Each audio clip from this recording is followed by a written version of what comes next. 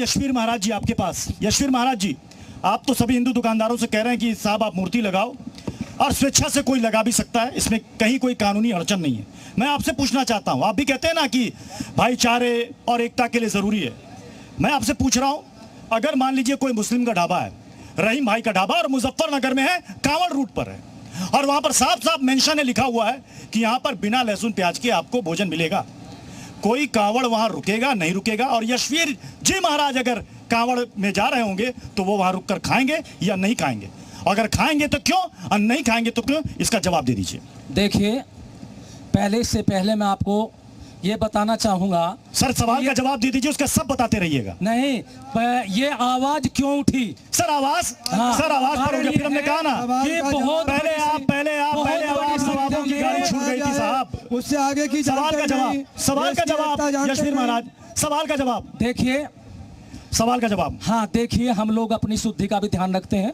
हमारे शास्त्रों में आता है आहार शुद्धि, सत्व शुद्धि, ध्रुवा स्मृति। हम हर प्रकार की शुद्धि देखते हैं। अब ये बताइए आप लोग, जो लोग मांसाहारी हो, और मांसाहारी यदि हिंदू भी होने, हाँ, तो हम उस हिंदू के घर भी नहीं खाएंगे। और 99% सब नहीं कह सकते, 99% मुस्लिम मांसाहार का सेवन करता है। हिंदू भी खाते हैं मांसाहार, हिंदू भी खाते हैं। देश के अंदर 82% लोग नॉनवेज खाते हैं। हमने ये यहाँ की आबादी 16% है। बाकी कौन लोग खाते हैं? हमने ये कहा है कि जिन घरों में मांसाहार होना हो, चलो वहाँ हम समागम के और जो लोग आखिरी और तीसरे अध्याय की तरफ बढ़ते हैं, और वो अध्याय है कांवड़ यात्रा में हंगामा को लेकर।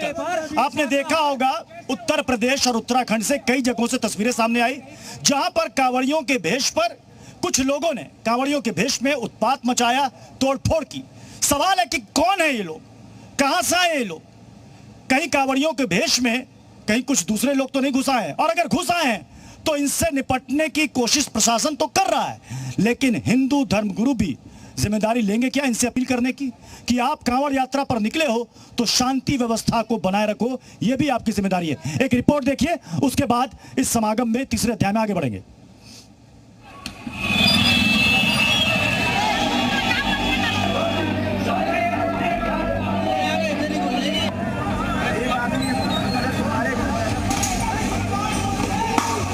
तस्वीरें अलग अलग जगह की हैं, लेकिन मुद्दा एक है, और वो है कांवड़ियों का हंगामा।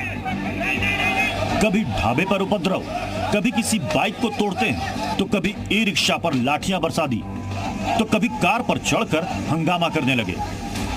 कांवड़ यात्रा में भक्तों की भीड़ में कुछ ऐसे उपद्रवी भी हैं जिनके हंगामे की तस्वीर पिछले एक हफ्ते में बार बार सामने आई है।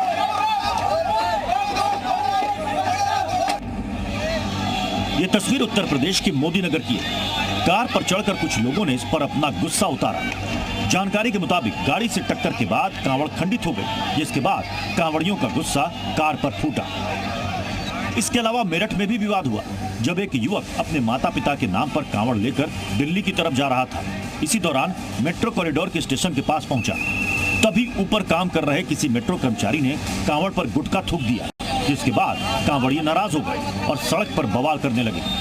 काफी देर बैठे रहे। सड़क पर ट्रैफिक जाम लगते ही एसपी पुलिस बल के साथ पहुंच गया। काफी देर तक कांवड़ियों को समझाया, लेकिन वो मानने को तैयार नहीं थे। उनका कहना था कि जब तक कांवड़ पर थूकने वाले आरोपी को नहीं लाया जाएगा, तब तक वो नहीं हटेंगे। यहाँ पर सूचना मिली थी कि जो कांवड़िए हैं, उनके यहाँ के कर्मचारियों के साथ कुछ विवाद हो गया था।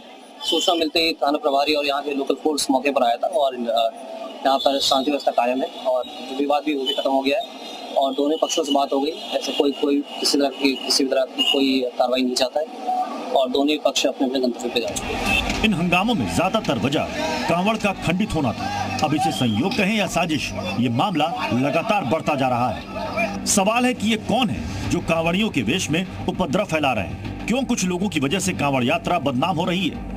क्या इसके पीछे कोई साजिश है? और भक्ति के नाम पर हंगामा करना कहां तक जायज है? इन्हीं बड़े सवालों पर अगले आधे घंटे में बड़ी बहस करेंगे कि आखिर क्यों बार बार कांवड़ियों के इन हंगामे की तस्वीरें सामने आ रही हैं। तो आपने पूरी रिपोर्ट देखी, जिसमें आपने देखा कि कांवड़ यात्रा के दौरान कहां कहां हंगामा हुआ, उपद्रव हुआ, कहां पर गाड़ियों में तोड़फोड़ के। हमारे साथ आसिफ अहमद साहब इस वक्त जुड़ चुके हैं, जिनकी गाड़ी में तोड़फोड़ की गई है, मार पिटाई की गई है। आसिफ अहमद साहब, ये बताइए कि उस दिन हुआ क्या था? सर, उस दिन मैं अपने घर से मेरठ के लिए जा रहा था।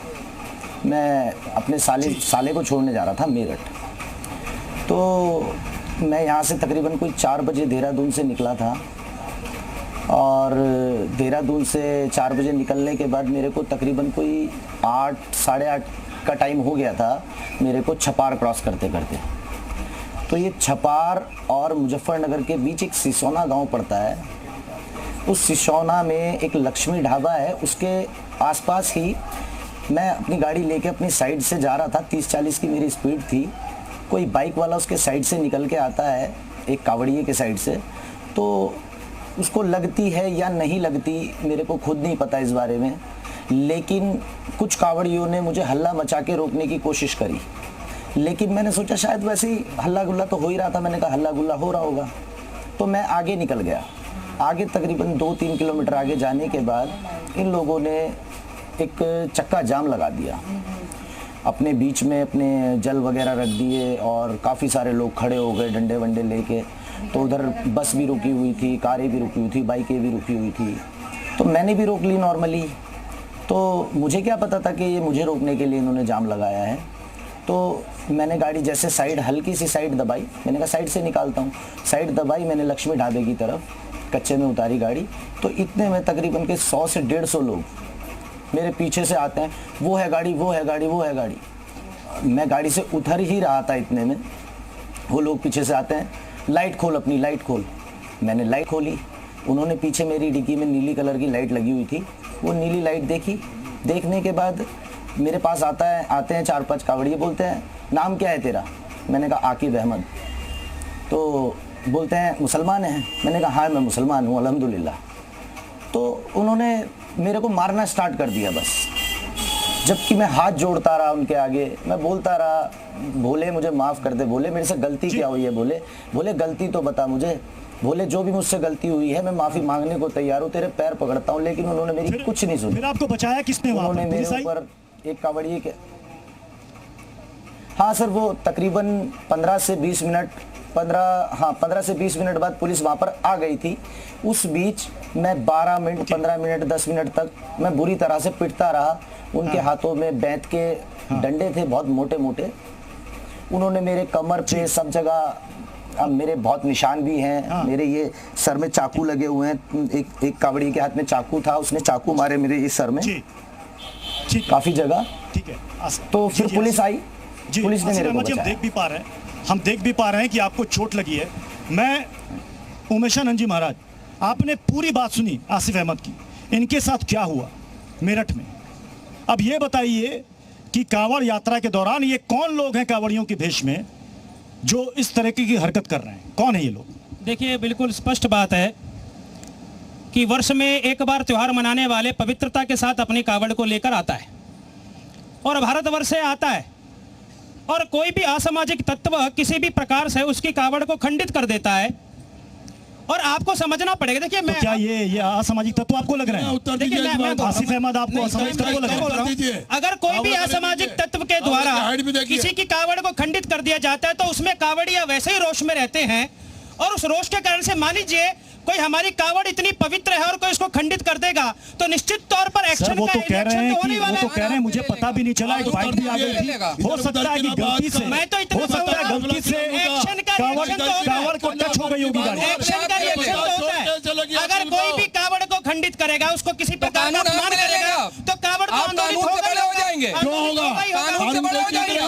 कानून नहीं है, कानून नहीं है। अब एक्शन का रिएक्शन हो गया, एक चर्चा का विषय बन गया। आप उसका जवाब दीजिए, वो राइटर टीवी को बोल रहा है, आप उसका उत्तर नहीं दे रहे हैं। अरे उत्तर दो ना उसका, आप उसका उत्तर दो ना, अरे उत्तर दो।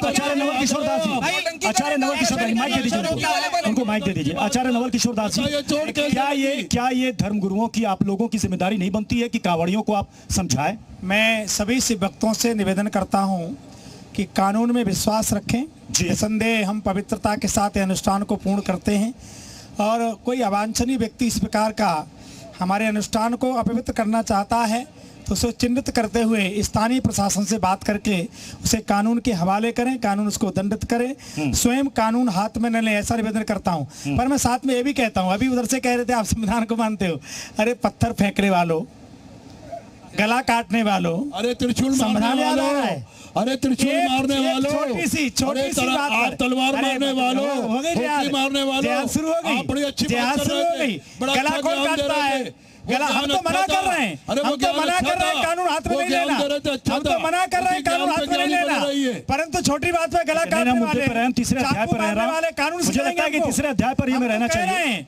हम तो कह रहे हैं कि किसी को कानून हाथ में नहीं लेना, प्रशासन अपना काम करेगा, कानून हाथ में लेना हमारा काम नहीं है। गुलाम सरवर जी, परंतु मैं कह रहा हूँ गुलाम सरवर जी, फेंकने वाले हमें सिखाए कानून क्या है। आखिर नहीं, जो बात यहाँ पर गुलाम किशोर जी ने कही, कर रहे सभी कांवड़ियों से कि अगर कहीं गलती से ऐसा हो जा रहा है तो आप अपने गुस्से को शांत रखें और कानून अपने हाथ में ना लें। फिर सवाल है कि आखिर कौन है ये लोग जो इस तरह की हरकत कर रहे हैं? हो सकता है कांवड़ यात्रा को बदनाम करने के लिए कुछ लोग अवांछनीय लोग प्रवेश कर जाते हो। गुलाम सरवर जी, जब धर्म गुरु ही धर्म की गलत व्याख्या करेंगे तो ऐसे ही लोग जो है सामने। एक सेकंड सर, अभी आपके बराबर में जो हमारे महाराज हैं, आपका क्या शुभ नाम मैं भूल जाता हूँ कई बार हम लोग, विवेक विराट जी ने अभी इस्लाम पर आरोप लगाते हुए कहा कि ये निर्दोष की बलि चढ़ाते हैं। ठीक है, बस अब आप चारों धर्म गुरु ये बताइए कि हिंदू धर्म में बलि प्रथा आज भी है या नहीं है, और वो कौन सा जानवर है? देखिए, निसंदेह हमारे यहाँ बलि प्रथा थी। अरे सुनो, सर्च, अरे इस्लाम नाम बता रहा हूं, अभी फोन लगाइए, जवाब दे रहे हैं, हम जवाब दे रहे हैं, अभी वीडियो कॉल कीजिए, हमारे गांव के पंडित बताएंगे, हमारे गांव के पंडित बताएंगे, एक सेकंड, सबसे बड़ा मंदिर हमारे यहाँ है और वहाँ 10,000 बलि चढ़ती है। हिंदू है या आप हिंदू है?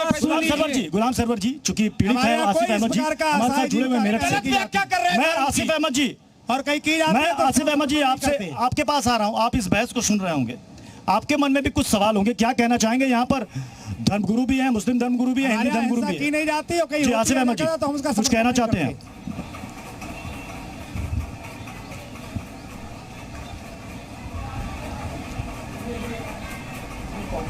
आसिफ अहमद जी आवाज जा रही है? आप इस बहस को सुन रहे होंगे, इस समागम को। आपके मन में एक सवाल है, किससे सवाल करना चाहते हैं? आकिब जी। हाँ जी सर। जी आप यहाँ पर बताइए। किसी धर्मगुरु से आप सवाल लेना चाहते हैं? जी। मैं तो सर किसी से कोई सवाल लेना नहीं चाहता, बस मैं ये, मेरे मन में तो बस ये है नहीं, कि आपके साथ जो हुआ, आप ये चाहते हैं कि किसी और के साथ ऐसा ना हो। एक सेकंड आसिफ जी, एक सेकंड।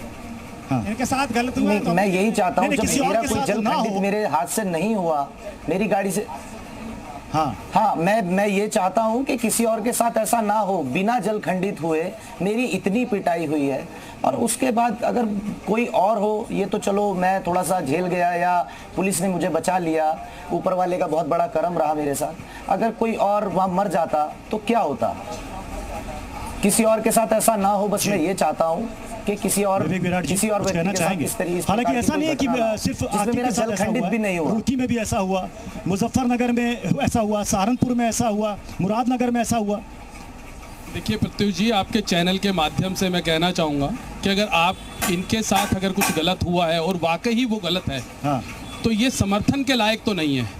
अब वो हिंदू कौन थे, क्यों उन्होंने ऐसा किया, क्या वाकई इनके साथ ये जो घटना घटी है इनकी गलती से घटी है या कि जानबूझ के घटी है, कि जानबूझ के खंडित करने की कोशिश की गई? ये तो दोनों पक्षों की बात सुनने के बाद ही निर्णय हो पाएगा। हाँ, परंतु अगर इस तरह की घटना घटित होती है और मुस्लिम भाइयों के साथ अगर ऐसा दुराचार, अत्याचार, पापाचार होता है, तो मैं ये भी चाहूँगा कि जो गर्दन काटने की सुबह शाम फतवे जारी कर देते हैं उनके भी गले कटने चाहिए। और जो हिंदुस्तान को बांटने की बात करते हैं उनके ऊपर भी वो संविधान लागू होना चाहिए। परंतु मैं आपके चैनल के माध्यम से कहना ऐसी घटना को कंडेम कर रहे हैं, नहीं कर रहे हैं? कंडेम कर रहे हैं ना? बिल्कुल बार बार कंडेम कर रहा हूं कि अगर ये हुआ है तो बिल्कुल सरासर गलत हुआ है। परंतु ये सिखाया किसने? ये सिखाया तो इस्लाम ने ना। काटना किसने सिखाया? इस्लाम ने सिखाया। अरे मजफ्फर चलेगा कहाँ का? किसने? काटना कहाँ से शुरू हुआ? हलाल करना कहाँ से शुरू हुआ? बेजुबान जानवरों को मारना कहाँ से शुरू हुआ? एक करके बोले तो कहीं ना कहीं सही जवाब हिंदू भाइयों से भी हो सकती है। आपको महाराज एक चीज बता दूं और आपके सभी दर्शकों को बता दूं, इंडियन हेट लैब की रिपोर्ट मौजूद है। इंडियन हेट लैब की रिपोर्ट मौजूद है। जब से 2014 से लेकर के जब से सरकार बनी है तब से मौजूद है कि जब से इस्लाम आया है वो सिर्फ काटना सिखाता है। हिंदुस्तान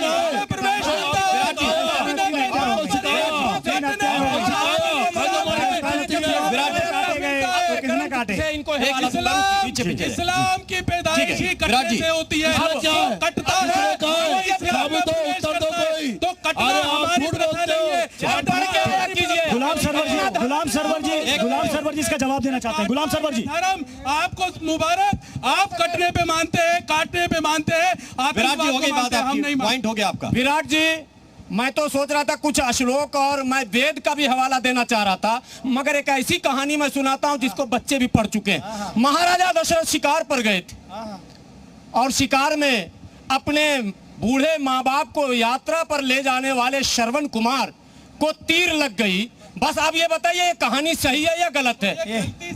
जानबूझ के तीर चली क्यों? गलती से लगी कि चला क्यों रहे थे? किस पर चला रहे थे? जीव के स्वाद के लिए काटते हो? चलाने क्यों गए थे भाई? जीव के स्वाद के लिए काटते हो? जी स्वाद के लिए गए थे, हिरण के लिए गए थे, हिरण के लिए गए थे। गलती से श्रवण कुमार को लगी। अपने वो हिरण का शिकार करना था। इतना कम पड़े हुए आप होंगे हमने सपना में नहीं सोचा था। वो तीर चलाने वाले गलती से हमको लग सकती है, मगर चलाने वाले का उद्देश्य तो किसी को मारना था, शिकार था। इस्लाम नहीं था। और वेद में मैं साबित कर दूंगा, बड़े मंच पर कह रहा हूँ कि वहाँ गोश्त के खाने का, मांस भक्षण का जिक्र है उसके अंदर। देखिए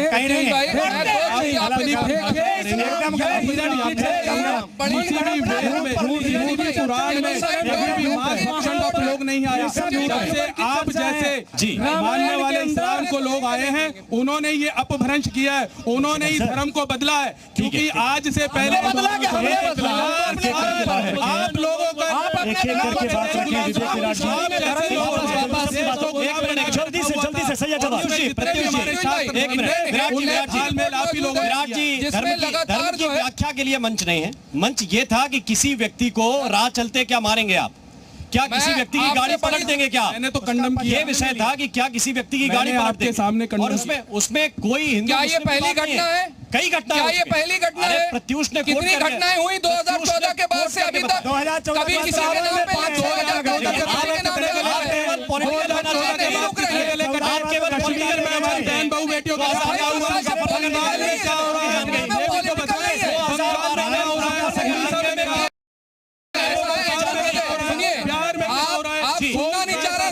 मेरी कोई दिक्कत नहीं। अकबर के नाम पे आप लोग गर्दनें नहीं काटते। पेट्रोल पंप वालों को क्यों मारा? बुनियादी विवेक जी महाराज, एक पेट्रोल पंप वालों ने अगला समय आप बोल दीजिए। एक मिनट सरवर भाई, एक मिनट मैं बोलूंगा, अगले मिनट आप बोलिए। पेट्रोल पंप पर हमला क्यों हुआ ये पूछिए। इसमें पॉलिटिकल होने की जरूरत नहीं है। 2012 में मुजफ्फरनगर का दंगा हुआ, बिल्कुल हुआ। कई हिंदू लोगों की जान गई, कई मुस्लिम लोगों की जान गई। साल से मत बांटिए चीजों को। मेरा पॉइंट सुन लीजिए। मैं अपना नहीं बोलूंगा। पहले पॉइंट सुन लीजिए। मेरा सिर्फ ये कहना है, ताजिया के जुलूस में कोई ये नारे लगाए निकलते हुए कि सर तन से जुदा, सर तन से जुदा, कोई बरेली के अंदर किसी को खींच के मार डाले, कोई तलवारें लहराए या कोई कांवड़ यात्रा के दौरान किसी की गाड़ी पलट दे, उसको तोड़ तोड़ के अधमरा कर दे व्यक्ति को, दोनों बातों का दोनों तरफ से प्रतिकार क्यों नहीं होता है? मेरा बुनियादी सवाल है। दोनों गलत है। खंडन करते हैं। मैं आपकी इस बात का समर्थन कर रहा हूँ, बिल्कुल होना चाहिए, लेकिन हमें फैक्ट्स के ऊपर बात करना चाहिए। फैक्ट्स ही है। बिल्कुल हम बात, मैं आपको एक फैक्ट और बता देता हूँ। तो फैक्ट दो रिपोर्ट है, हो सकता है, दो रिपोर्ट है हो जो आप देख रहे हैं। मैं दो रिपोर्ट बता दे रहा हूँ आपको। एक रिपोर्ट थी की बात करते हैं, इंडियन हेट लैब की रिपोर्ट है। इंडियन हेट लैब की रिपोर्ट ये कहती है कि इस दौरान जब से 2014 का उन्होंने एक ड्यूरेशन निकाला, पुरानी सरकार है तो आपकी समझ में आएंगे नहीं, जब से लेकर के अब तक आई है सबसे ज्यादा अकलियतों के ऊपर हमले बढ़ गए। जब इस देश में लिंचिंग होती है, धर्म के आधार पर हो रही है, जात के आधार पर हो रही है, एक मिनट, और संप्रदाय के आधार पर हो रही है। पहली चीज सुन लीजिए, अरे पूरे बात सुन लीजिए, और करने वाले लोगों को सरकारी मंत्रियों ने मालाएं पहनाई, उनका स्वागत करो, चीजें करो ना। मैं कोई ऐसी बात करना चाहता हूँ बरेली के अंदर जो सियासत नहीं लिंचिंग हुई वो किस आधार पर? अच्छा, आपको तो बरेली के अंदर बयान में सियासत बरेली के अंदर जो लिंचिंग हुई वो किसके आधार पे हुई नजर आ रही है? बरेली के अंदर जो लिंचिंग हुई, आपको सियासत नजर आ रही है। बरेली में जो लिंचिंग हुई वो किसके आधार पे हुई? बरेली में जो लिंचिंग हुई किसके आधार पे? सवाल करिए, सवाल का जवाब सुनिए। तौकीर रजा के बयान में आपको सियासत नजर आ रही है, ठीक है। 80 और 20 के बयान में सियासत नहीं आ रही है। जब 80 नहीं आ रही है। मैं ये कहना चाह रहा हूँ सबसे कि इस अच्छी डिबेट को पॉलिटिकल और धर्म की लड़ाई की न बनाएं। अभी 2 दिन पहले की घटना है, सियासत कौन लेकर के आया? 2 दिन पहले की घटना है। राम, मुझे लगता है कि अब समागम में अब समाप्ति की ओर हम आगे बढ़ रहे हैं, क्योंकि तीनों अध्याय पर हमने बात कर ली और मुझे लगता है कि जो हमारा मकसद था, उद्देश्य था, एक अच्छा मैसेज राम यहाँ से जाए।